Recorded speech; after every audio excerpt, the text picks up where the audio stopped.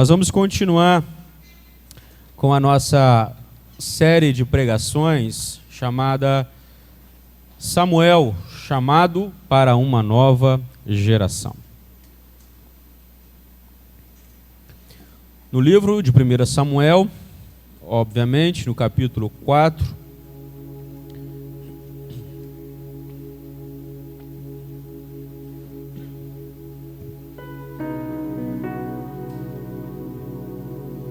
se você está vendo essa pregação, escuto pela primeira vez, ainda tem outras duas mensagens, outros dois cultos que você pode assistir para pegar essa sequência de revelação do Senhor para aquilo que Ele tem para mostrar para nós. E como eu tinha dito para você que eu não tinha noção de quantas a gente ficaria, quantas mensagens seriam para essa série de pregações, eu continuo dizendo para você que eu estava preparando uma e eu tive que separar em duas. Então, essa de hoje já está separada em duas, né? A de domingo e de terça. Então, continue acompanhando, porque Deus tem umas revelações muito fortes do coração dele para continuar trazendo ao nosso coração. Então, não perca nada do que o Senhor está falando para nós nesses dias. 1 Samuel, no capítulo 4, versículo 1, diz assim a Bíblia: Veio a palavra de Samuel a todo Israel. Vou repetir, veio a palavra de Samuel a todo Israel. Israel saiu a peleja contra os filisteus e se acampou junto a Ebenezer. E os filisteus se acamparam junto a Afeca. Dispuseram-se os filisteus em ordem de batalha para sair de encontro a Israel. E travada a peleja, Israel foi derrotado pelos filisteus. E estes mataram no campo aberto cerca de 4.000 homens. Até aqui, depois a gente continua com a leitura. Vamos orar. Pai, Tua palavra está diante de nós. Fica à vontade para falar ao nosso coração, para ministrar sobre as nossas vidas, Pai. Não aquilo que o homem queira dizer, mas aquilo que o Senhor quer dizer. Fica à vontade, usa-nos com graça, em nome de Jesus. Abre os nossos ouvidos e dá compreensão, Senhor, às nossas mentes, corações abertos, para entender aquilo que o Senhor quer nos ensinar, em nome de Jesus. Amém. Amém. Só para deixar você mais contextualizado, né? As mensagens anteriores, elas falaram de Ana como sendo uma figura de uma geração infiel. Depois nós falamos sobre Samuel, chamado no meio de uma geração infiel. E hoje, nesse momento, nós vamos trabalhar sobre eventos sucessivos. A princípio vamos falar de duas batalhas e de um tempo de vergonha, para poder compreender a ação de Samuel, direcionado por Deus nesses tempos aqui. Então é importante que você compreenda que tem uma sequência nessa mensagem de hoje e você também precisa acompanhá-la na terça-feira, tá bom? Então, quando olhamos para a palavra, a primeira coisa que me chama a atenção, no capítulo 4, é quando a Bíblia diz assim: veio a palavra de Samuel a todo o Israel. Essa primeira frase, alguns estudiosos chegam a dizer que essa primeira frase, ela não faz parte desse texto aonde ela está alocada, mas ela seria, na verdade, a finalização do texto anterior, do capítulo 3, no versículo 21.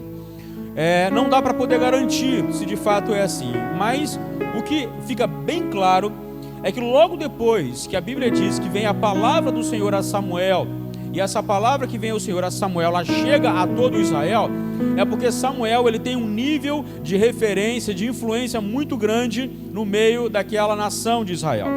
Eli, o sacerdote, ainda era vivo. Eli ainda tinha suas funções, mas Samuel, como diz o final do capítulo 3, o versículo 20, por exemplo, diz que Samuel ele foi confirmado como profeta desde Dan até Berseba. Ou seja, Samuel tinha agora uma ação profética nesse tempo. Ele é aquele que depois de Eli, ele vai ser o sacerdote e o profeta. É aquele que vai assumir essas funções no meio do povo de Deus. Mas nesse momento aqui, ele age como se fosse um profeta. Então a palavra de Deus, ela chega a Samuel, e ela chega a Samuel e vai para todo Israel. Aí logo depois que a palavra de Deus chega a Samuel, e aí chega a todo Israel, a Bíblia diz: e Israel saiu a peleja, e Israel foi lutar. Olha, o que está acontecendo aqui? Quando a gente olha a princípio, parece o quê? Que quando Samuel libera uma palavra para o povo de Israel, parece que essa palavra ela dá uma direção para o povo de Israel, dizendo assim: olha só, vocês já receberam uma palavra do Senhor, agora vai e sai a peleja, agora vai e sai para a batalha. Mas não dá para garantir. Mas o que dá para garantir é que existia uma influência clara de Samuel no meio do povo de Israel.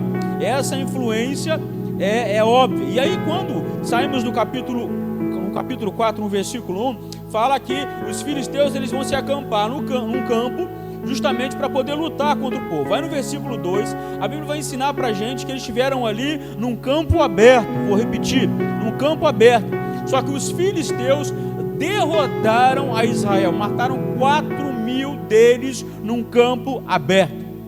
E aí a gente poderia pensar: mas pastor Rodrigo, se Samuel é um homem chamado segundo o Senhor, e ele tem uma referência no meio do povo de Israel, por mais que ele ainda não fosse um sacerdote, a Bíblia deixa claro que ele tinha uma certa influência, ele tinha uma referência já no meio da nação de Israel. Todos consideravam ele como um profeta. Então como é que o povo de Israel perde essa batalha para os filisteus? E aqui eu vou aprender algumas coisas. Uma delas é que Deus ele sabe muito bem os lugares aonde ele pode nos levar para poder tratar com algumas áreas da nossa vida que nós ainda não conseguimos ver, perceber com clareza. Então qual é a melhor maneira de Deus mostrar algumas coisas para a gente que a gente não consegue enxergar? É criando uma circunstância, criando uma situação para que a gente comece a avaliar melhor a nossa vida. A palavra de Deus diz que Deus diz assim: levarei o meu povo ao deserto e ali lhe falarei o coração. Por quê? Porque no deserto era mais fácil falar com eles, era mais fácil mostrar algumas coisas para eles. Tem pessoas, eu não sei se você conhece, mas imagino que sim, você deve conhecer pessoas que elas não conseguem imaginar, elas não conseguem perceber que elas não são competentes em determinada área, por exemplo.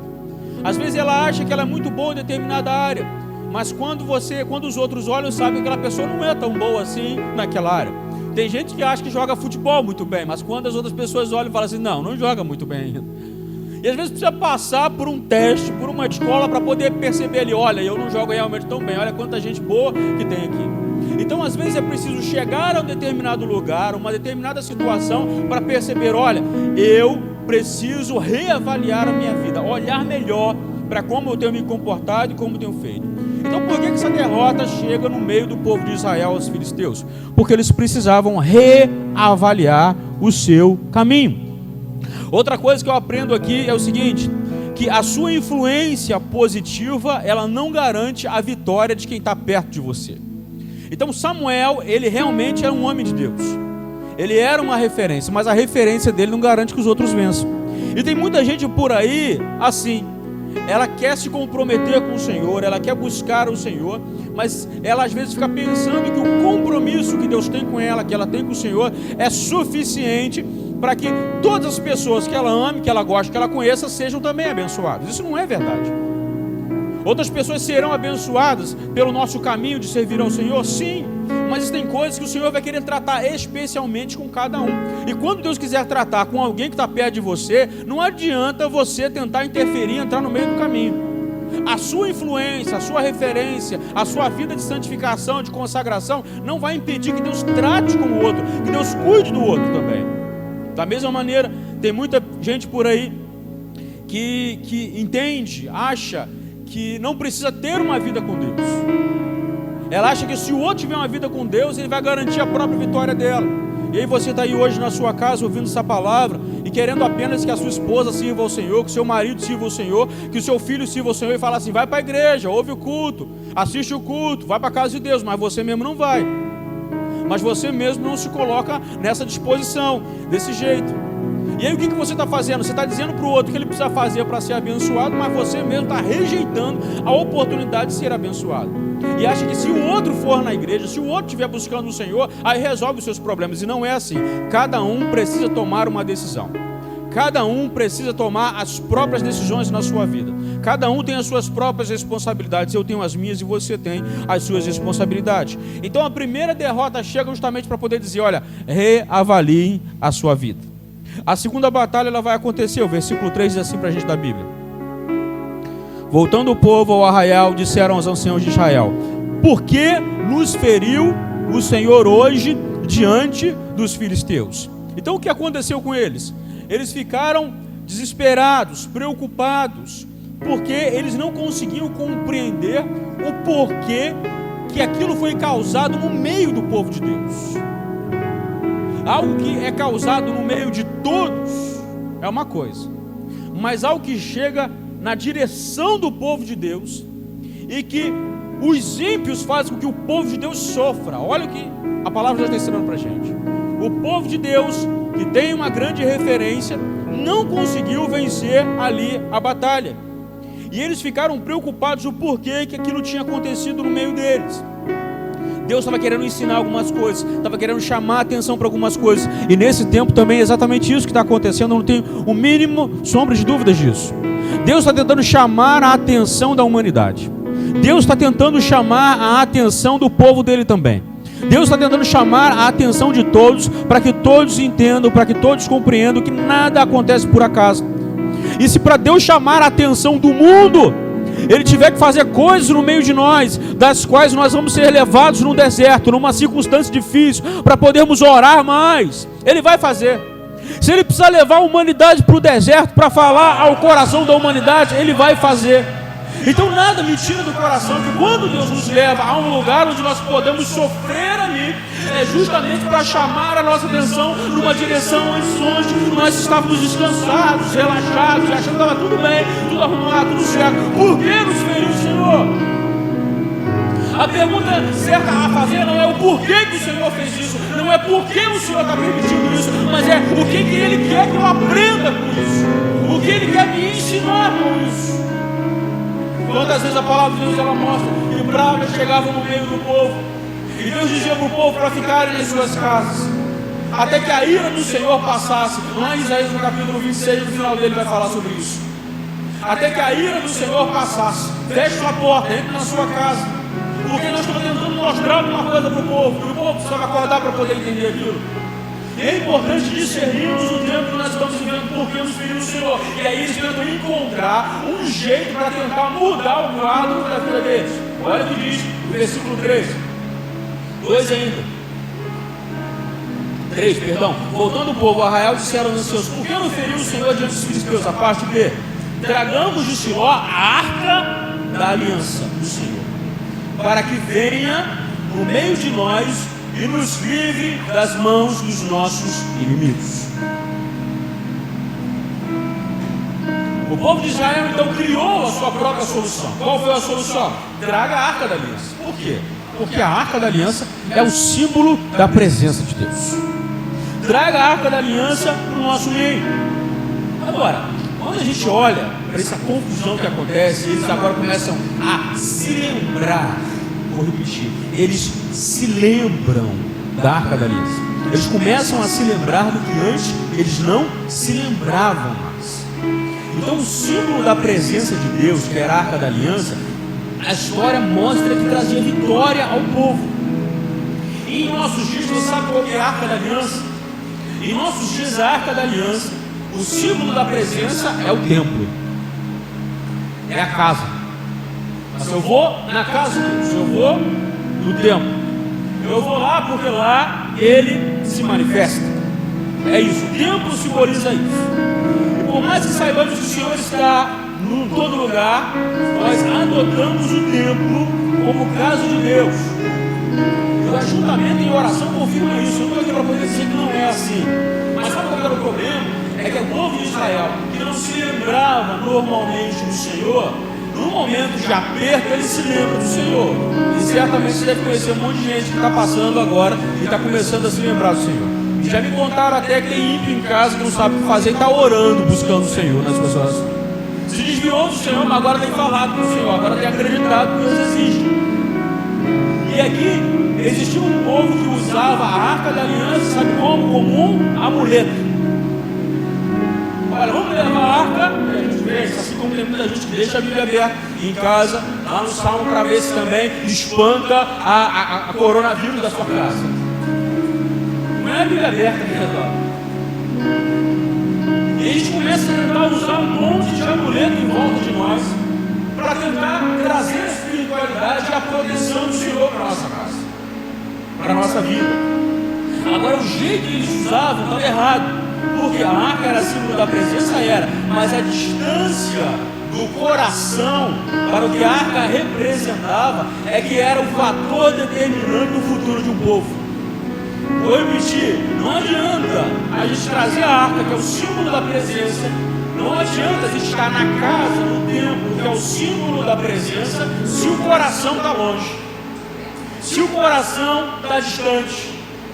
O coração distante não resolve. Olha o que acontece. Ele diz assim: olha, tragamos a arca do Senhor para que nos livre das mãos dos nossos inimigos. Aí olha o 4. Mandou, pois, o povo trazer a Siló a arca do Senhor dos Exércitos, entronizada entre os querubins. Os 2 filhos de Eli, Ofni e Finés estavam ali com a arca da aliança de Deus também. Olha, para atrapalhar o negócio. Aí o 5.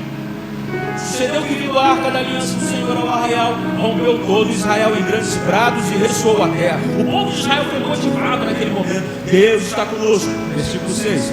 Ouvindo os filisteus a voz de júbilo, disseram: que voz de grande júbilo é esta no arraial dos hebreus? Então souberam que a arca do Senhor era vinda ao arraial.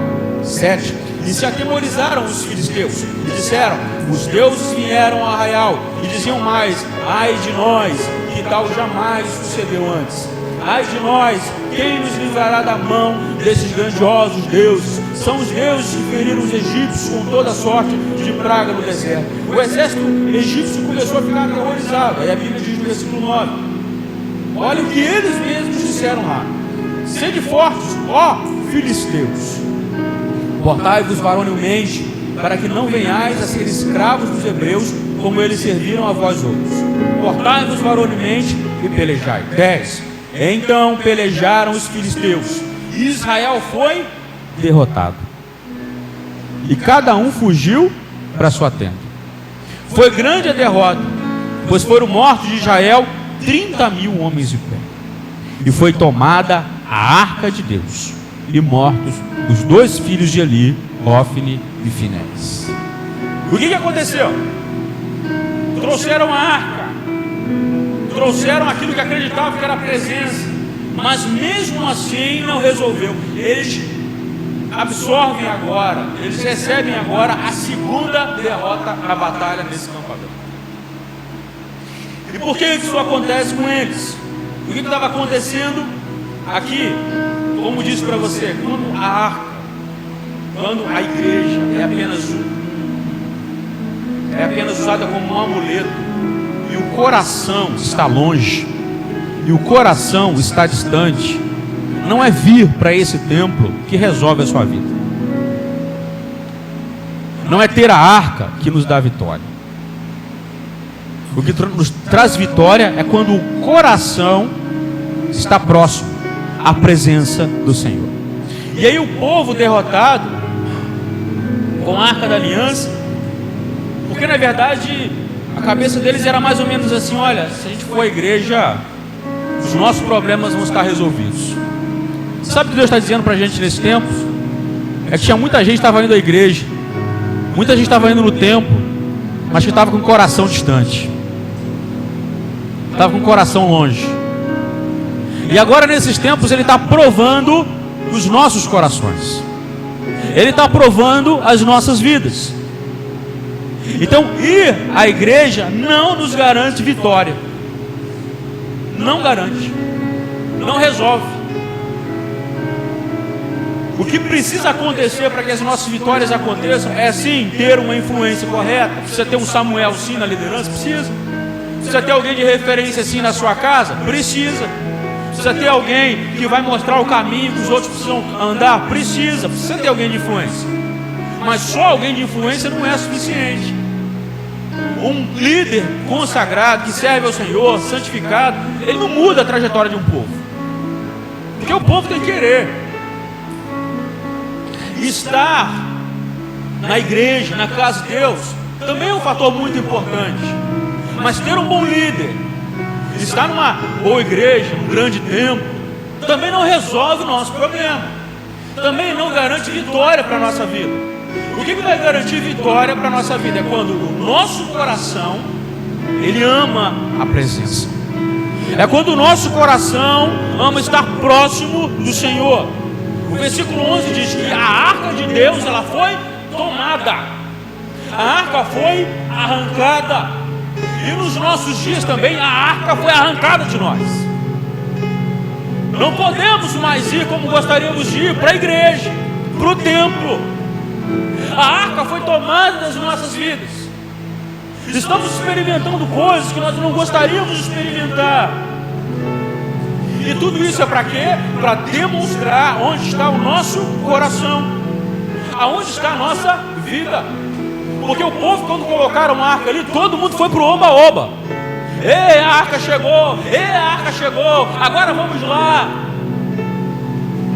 E o que Deus vai mostrar na sua palavra toda é que não são as celebrações, de corações distantes que atraem a sua presença. Mas tem muito ajuntamento que não passa de ajuntamento. É só ajuntamento, mas não serve para mais nada, porque a vida de ninguém é transformada. A própria vida nossa não é transformada. E nos nossos dias o Senhor, Ele faz o seguinte: Ele tira a arca, Ele tira o templo. E para quê? Ele tira a arca, Ele tira o templo para ver o que sobra. Você não está aí na igreja. O que está sobrando agora? O que está sobrando na sua vida? Será que ainda sobra oração? Será que ainda sobra a leitura da palavra? Você só lia quando você ia à igreja ouvir a pregação? Será que sobra ainda fidelidade ao Senhor, à sua palavra? O que está sobrando? Será que o pecado que você cometia antes, agora você não comete mais porque você fica na sua casa? Mas a primeira oportunidade que você tiver de sair de novo, você vai fazer as mesmas coisas que fazia? Vai à igreja, mas também vai em outros lugares. E sabe o que Deus está querendo ensinar para a gente? Ele está tirando a arca para ver o que vai sobrar. Qual é o desejo que está sobrando? Qual é a vontade que está sobrando aí dentro de você? E para Israel, o que sobrou para Israel? Para Israel, acaba sobrando apenas a lembrança. Capítulo 4, verso 19 diz assim: depois que morre os filhos de Ofni e Finéias, ele recebe a notícia, e aí também morre Eli. Eu não vou entrar nessa história da morte de Eli, mas eu vou para frente um pouquinho. Versículo 19 diz assim: estando sua nora, a mulher de Finéias, grávida, e próximo o parto, ouvindo estas novas, de que a arca de Deus fora tomada, e de que seu sogro e seu marido morreram, encurvou-se e deu à luz, porquanto as dores lhe sobrevieram. Ao expirar, disseram as mulheres que assistiam: não temas, pois tiveste um filho. Ela, porém, não respondeu, nem fez caso disso, mas chamou ao menino e acabou, dizendo: foi-se a glória de Israel. Isto ela disse porque a arca de Deus fora tomada, e por causa de seu sogro e de seu marido. E falou mais: foi-se a glória de Israel, pois foi tomada a arca de Deus. O nascimento de Cabô, ele faz um paralelo, ou melhor, ele faz uma contraposição ao nascimento de Samuel. Samuel nasce numa geração estéril, na imagem de uma geração estéril, que é a imagem de Ana. E quando ele nasce ali, ele nasce agora como uma esperança. Quando nasce esse menino, ele nasce agora anunciando um tempo difícil, o tempo em que a arca foi tomada, acabou-se a sua glória. Nesse momento houve um tempo de grande frustração e desânimo no meio do povo de Israel, Porque eles antes não se lembravam da arca para ir à batalha, não se lembravam da presença, não se lembravam da casa de Deus. E aí quando eles se lembram e usam isso apenas como amuleto, ainda assim eles experimentam derrota na sua vida. Então preste atenção no que Deus está falando com a nossa geração. O que Deus está dizendo para a nossa geração é o seguinte: tinha um povo antes que não se lembrava do Senhor. Tinha um povo antes que não se preocupava com o Senhor, que fazia as suas batalhas e não se preocupava no que Deus queria para a sua vida. E aí quando se juntam com o Senhor, é o oba-oba, para poder dizer: olha, Deus agora está com a gente, porque eu estou indo na igreja. E aí Deus está dizendo: não, porque você está indo na igreja, mas o mundo ainda não saiu do seu coração. As práticas erradas ainda não saíram da sua vida, então ainda não tem vitória com isso nenhuma. E eu estou arrancando agora a arca, estou arrancando agora o templo de vocês. E a única coisa que sobra para vocês é um menino que tem o nome de Acabou, ou seja, o nascimento de alguém que diz o seguinte para todo mundo quando olham para ele: olha, foi-se a glória de Israel, foi-se a glória do povo, acabou. E agora o que será do povo? Porque se não vencemos quando não lembrava, se não vencemos lembrando como amuleto, agora sem a arca, como é que faço para lembrar? Como é que faço para servir? Como é que faço para caminhar? Mas eu queria que você entendesse uma coisa. Eu queria que você entendesse da paz do Senhor que Deus, Ele cuida da presença dEle. E tudo aquilo que diz respeito a Deus, nem eu e você precisamos tentar colocar a mão para poder resolver. Porque com um assopro só, Ele dissipa tudo que Ele quiser. Com uma palavra, Ele destrói o que Ele quiser. Com um estalo, Ele chama cada estrela pelo seu nome e faz congregar aonde quiser. Deus é o Criador de todas as coisas e tudo está sujeito a Ele. Você pode até ficar confuso com o seu caminho, mas tudo continua debaixo do controle de Deus. Ele continua controlando todas as coisas. Ele continua controlando o nosso país. Ele continua controlando o mundo. Tudo está debaixo das suas mãos. E Ele sabe o dia, a hora, o momento certo para fazer o que precisa ser feito. E Ele não vai terminar enquanto Ele não cumprir tudo aquilo que está no coração dEle. Tudo.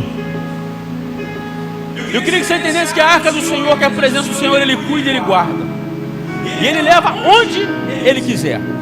A Bíblia vai dizer para a gente que logo depois que a arca foi tomada, lá no capítulo 5, vai dizer que a arca do Senhor foi levada à casa de Dagom. Olhe comigo os versículos primeiros, diz assim: os filisteus tomaram a arca de Deus e levaram de Ebenezer a Asdod. Tomaram os filisteus a arca de Deus e a meteram na casa de Dagom, junto a isso. Levantando-se, porém, de madrugada, os de Asdod, no dia seguinte, eis que estava caído Dagom, com o rosto em terra, diante da arca do Senhor. Tomaram-no e tornaram a pô-lo no seu lugar. Levantando-se de madrugada, no dia seguinte pela manhã, eis que Dagom jazia caído de bruços diante da arca do Senhor. A cabeça de Dagom e as suas duas mãos estavam cortadas sobre o limiar dele, e ficaram apenas o tronco. Por isso o sacerdote Dagom e todos que entram no seu templo não lhe pisam limiar em Asdod até o dia do Senhor. E a Bíblia diz que o Senhor castigou todos os filisteus que estavam ali. Sabe o que aconteceu? Tentaram levar a presença de Deus para a casa de Dagom. E quando foram levar para a casa de Dagom, aquele Deus, os filisteus, não era palho para quem Deus era. Aquela imagem que estava ali caía e se prostrava. Por quê? Porque Deus cuida da presença dele. Ele não precisa que a gente force ninguém a se submeter a ele. O inferno e o diabo, eles não brigam para ver quem tem mais poder. Ele sabe quem é o poderoso. O poderoso é o Senhor, Criador dos céus e da terra. Ele domina todas as coisas. Só existe apenas um tempo e um momento em que Ele vai definir do fim. E esse tempo, esse momento, será o último momento em que o dragão será pego e será lançado um lago de fogo eternamente. E vai ser destruído todo o mal. E a palavra de Deus, ela vem sobre nós, que se fará novos céus e nova terra. E é nesse lugar que o Senhor está nos chamando. É nesse lugar que Ele está te chamando, para que você possa habitar e morar nesse lugar. Os dias estão chegando da volta do Senhor. E nós somos chamados a olhar para Ele, porque Ele cuida e Ele guarda a presença dEle. Ninguém precisa tentar defender Deus. Ele é Deus. O que Ele quer de nós não é que tentamos defender a Ele, ou o templo dEle, ou a arca dEle. O que Ele quer de nós é que sejamos fiéis a Ele. Ele cuida do que é dEle. Ele cuida das coisas que foram consagradas a Ele. E os filisteus ali então sofreram, porque não reconheceram a glória que estavam ali. E todos foram tocados com pragas. E sabe o que os filisteus fizeram? Arrancaram do meio deles a arca da aliança. Porque eles sabiam que não tinham condições e estrutura para permanecer com a arca da aliança. Aí olha o que a Bíblia diz no capítulo 6, no versículo 19. Diz assim a Bíblia. Primeiro no 10, a Bíblia diz, versículo 10, que a arca do Senhor ela chega a Bet-Semes. Aí no 19 diz assim: feriu o Senhor os homens de Bet-Semes, porque olharam para dentro da arca. Bet-Semes já ficava nas regiões de Israel. Então os filisteus sabiam o seguinte: olha só, não podemos permanecer com a arca. Devolve para Israel. Levam para Israel, levam para um lugar chamado Bet-Semes. E quando fica ali em Bet-Semes a arca, ali tinha uma parte do povo de Israel que eles não conseguiam ter discernimento, não sabiam como se comportar diante da presença. E aí eles olham para dentro da arca, eles começam a ficar curiosos com tudo que tem. Eles se aproximavam na presença de Deus, não para terem as suas vidas transformadas ou reconhecerem que Ele era o Senhor, mas se aproximavam com curiosidade, só para ver se Deus ia mudar a vida deles mesmo. Olha, eu vou me converter só para ver se Deus muda a minha vida mesmo. Eu estou querendo arrumar um emprego, estou querendo arrumar eu estou querendo que a esposa volte para casa, que o marido volte para casa, e aí eu vou voltar para o Senhor para ver se resolve a minha vida. Tem muita gente por aí assim, que caminha zoando o plantão o tempo todo, mas quando o negócio aperta, ele começa a aparecer na igreja. Por quê? Porque ele quer manipular a Deus. Ele quer que Deus agora comece a fazer alguma coisa para ele. Não é por causa de Deus que ele foi. Ele foi por causa daquilo que ele queria. Ele está lá por causa daquilo que ele deseja. E aí, esses israelitas não sabiam se comportar diante da presença de Deus. E quando eles olham para dentro da arca, o que acontece com eles? A mesma coisa que aconteceu com os filisteus: a praga. A praga toca em Bet-Semes. E quando toca a cada um deles, eles sabem também que não poderiam permanecer ali com a arca. Aí, versículo 20 do capítulo 6 diz assim: então disseram os homens de Bet-Semes: quem poderia estar perante o Senhor, este Deus Santo, e para quem subirá desde nós? Eles ficaram perguntando: e agora? Para onde é que vai a arca? Porque está em Bet-Semes, mas é o povo de Israel. Mas para onde é que a gente vai levar a arca do Senhor agora? Aí o 21: enviaram, pois, mensageiros aos habitantes de Kiriat-Jearim, dizendo: os filisteus devolveram a arca do Senhor. Descei, pois, e fazei subir para vós outros.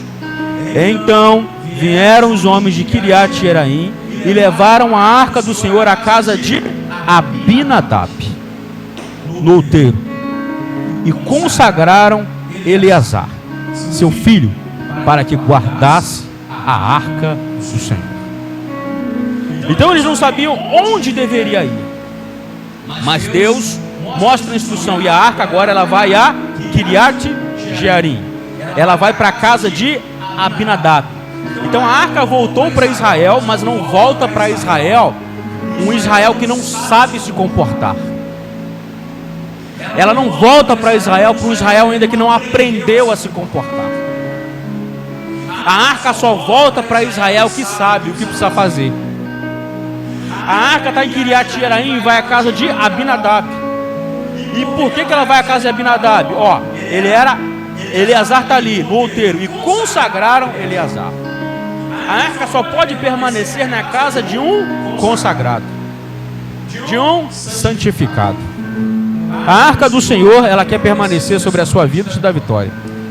Mas o comportamento adequado ele precisa acontecer. Aonde é que ela vai ficar? Ela vai ficar na casa de um consagrado.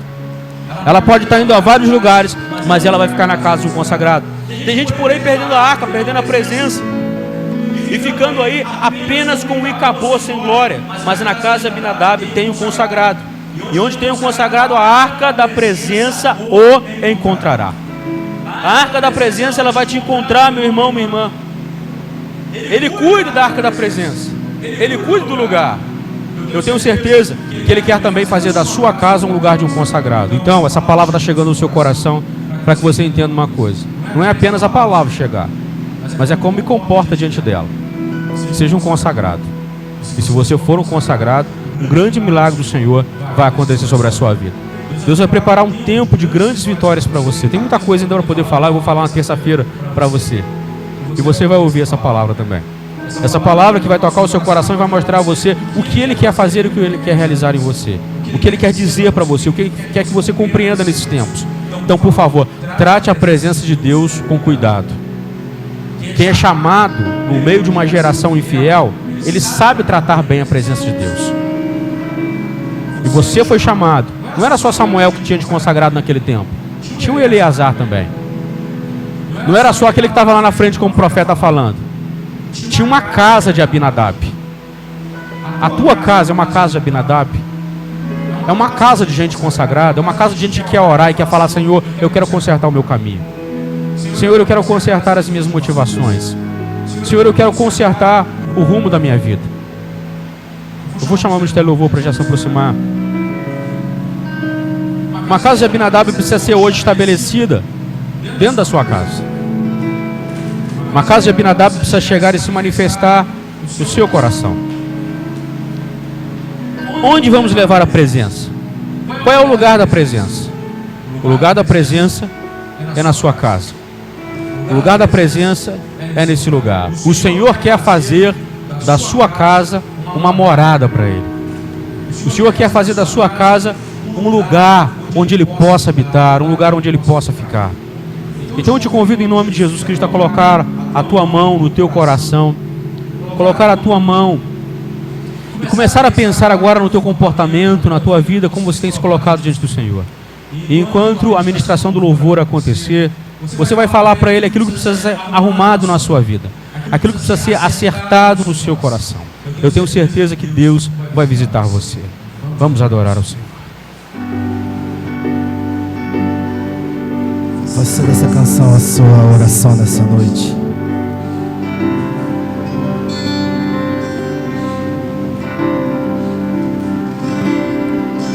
Ensina-me a sentir teu coração. Jesus, quero ouvir teu respirar. Tirar teu fôlego com minha fé e te adorar.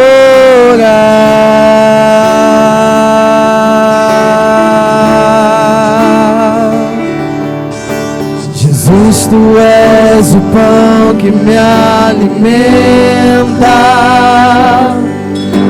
o verbo vivo que desceu do céu. Aquecer meu frio coração com teu amor.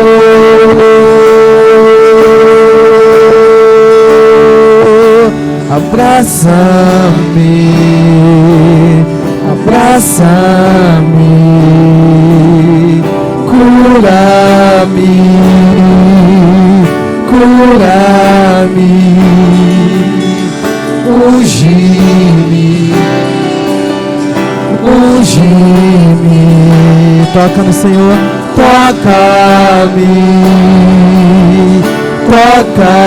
toca-me.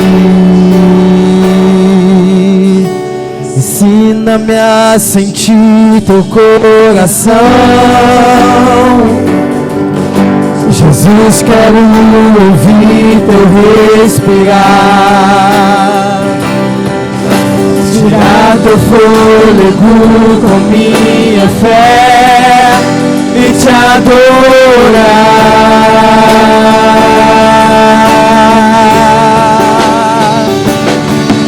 Jesus, tu és o pão que me alimenta, o verbo vivo que desceu do céu.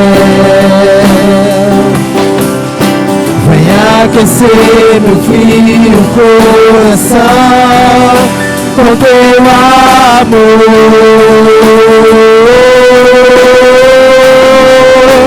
Abraça-me, abraça-me, cura-me, cura-me, unge-me.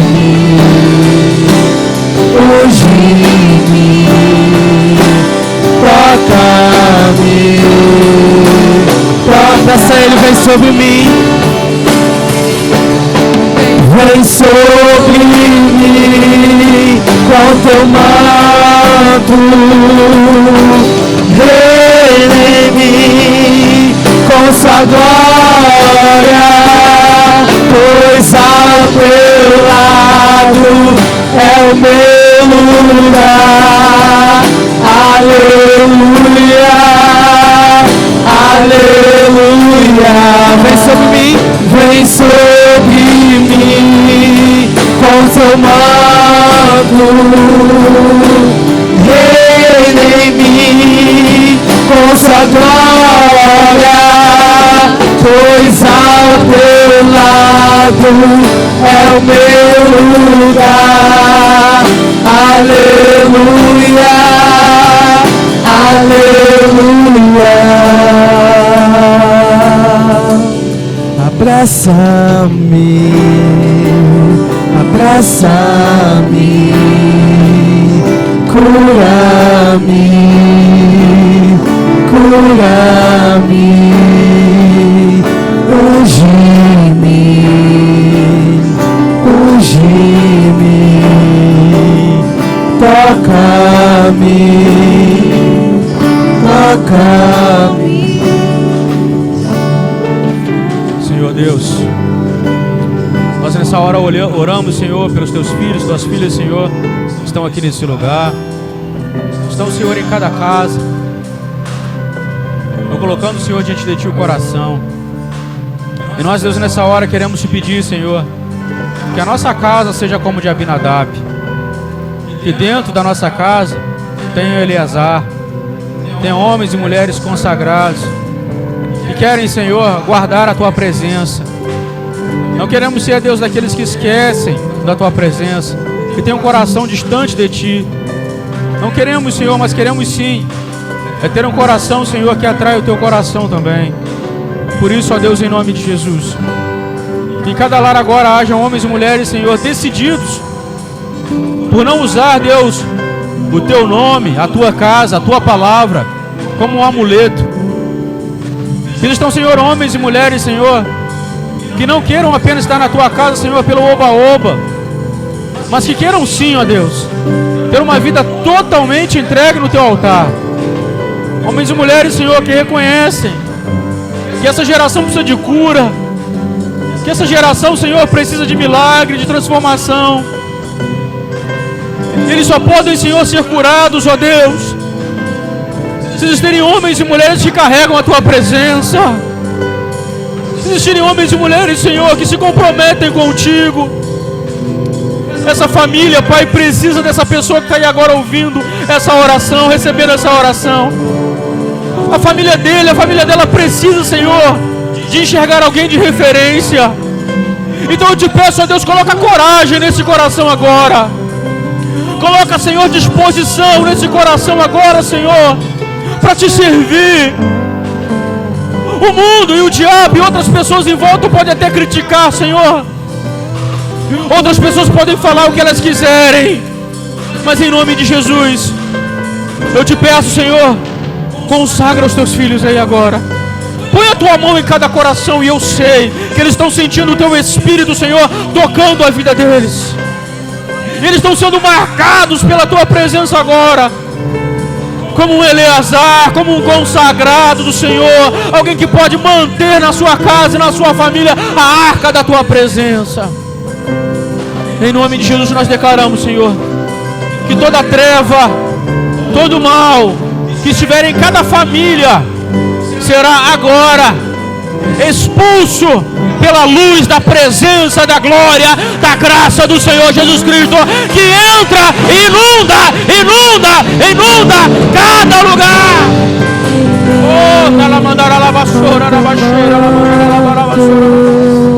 Nós declaramos, Senhor, que Tu és santo. Nós declaramos que a Tua presença é maior, Senhor. Espírito Santo de Deus, ao Teu lado queremos ficar. Aleluia, aleluia. Se você que está me ouvindo ainda não entregou a sua vida ao Senhor Jesus Cristo, Você está distante dele, afastado dele, e você sente que Deus está falando. Talvez agora até na frente de outras pessoas aí na sua casa, o Espírito Santo já ministra isso a mim. Você fica envergonhado. Mas eu vou te convidar, se não for nesse momento, no momento que você estiver no lugar sozinho, que você ore ao Senhor e diga para Ele simplesmente assim: Senhor Jesus, eu te recebo como o meu único e suficiente Salvador. Peça a Ele que te dê coragem para assumir isso diante de outras pessoas depois. Mas se você nesse momento quer fazer isso e tem coragem para levantar a sua mão na sua casa e dizer: Jesus, eu quero abrir o meu coração para Ti, eu quero orar por você. Senhor, está o teu filho, a tua filha, que se entrega ao Pai na tua presença, que ouve a tua palavra. Talvez tinha até um relacionamento muito superficial contigo, um relacionamento que não era o correto, mas nessa hora Ele quer renovar a aliança dele contigo também. E quer te pedir, Senhor, que o Senhor o ajude a resistir àquilo que não costuma resistir, que o ajude a andar nos lugares certos, os ajude a ter coragem de dizer não quando vier a proposta do diabo. Senhor Jesus, nós sabemos que por nós mesmos, sozinhos, nós não conseguimos. Então, se existem hoje corações abertos para Ti, o Senhor entra, faz morada e fortalece. E nós declaramos que homens e mulheres com referência estão nascendo mais uma vez para a glória e honra do Senhor Jesus. Que o nome dele seja escrito no livro da vida do Cordeiro e de lá jamais apagado. Nós oramos em nome do Pai, do Filho e do Espírito Santo. Amém e amém. Eu vou orar mais uma vez, agradecendo a Deus pela sua vida, pela sua família. E logo depois eu vou ministrar a bênção do Senhor sobre você. Mas eu peço que você acompanhe essa transmissão até o final, porque no final dela tem um recado muito importante para você.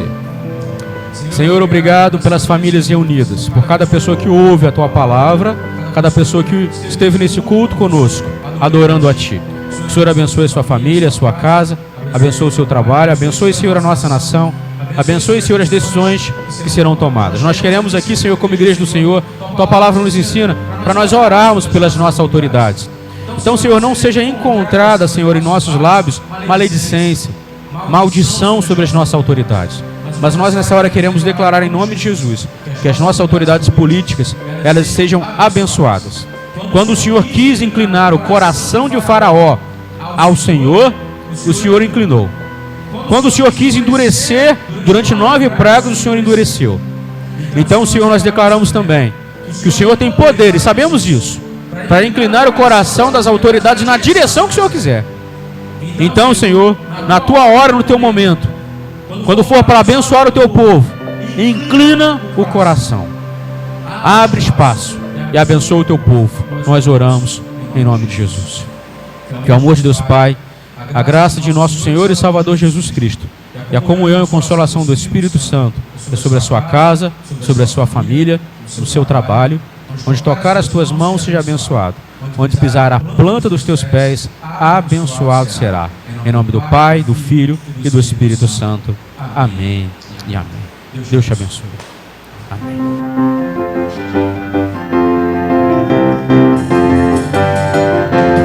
Aquele que está feliz, diga amém. Amém. Aquele que está feliz, cante aleluia. Aleluia. Aquele que está feliz, bata palmas sim. Aquele que está feliz, cante comigo assim. Com Jesus no coração a gente é feliz. É feliz. Com Jesus na condução a vida é muito bom. Jesus é alegria, euforia, companhia todo dia. Jesus é o motivo da nossa alegria.